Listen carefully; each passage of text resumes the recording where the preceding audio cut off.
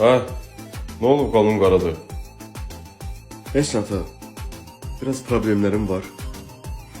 Onlar sıxır məni. Yadındadır mən uşaq olanda sənə nə demişdim? Yadımdadır. Nə demişdim? Heyvan oğlu heyvan deyirdin. Onu demirəm, o birisi başqa şey. Pox oğlu pox. Ay bala, söyüşləri yaddan çıxart, onları demirəm. Həyətdə sənə motor düzəldirdik. Uşaq idin sən də, onda da qanın qara idi. Orada sənə bir söz dedim. Evet. İşığı düz tut Rəxid oğlu Rəxid. Ay bala, nəsiyyət verdim orada sənə, nəsiyyət, nə dedim? Hə Sen bir de sigara çeken yerde tutsam o sigareti senin Ay bala!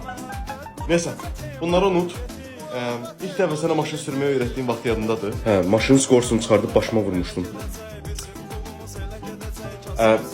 Yeni il bibi ilə getmişdik. Orada sənin qulağına bir söz demişdim. Özümü adam kimi apar, ayağımı ağzıma soxub ürəyimi təpikləyərəm. Mən lap neməs olmuşam. Bütün qanımı qaraltdın, heyvan oğlu heyvan. Oturub adam kimi söhbət edeyim mən sənə. Sənə bir boğalan döv. Nasıl seni körladı? Ne dedim, sen dediklerini tutar mısın? Ben neyim?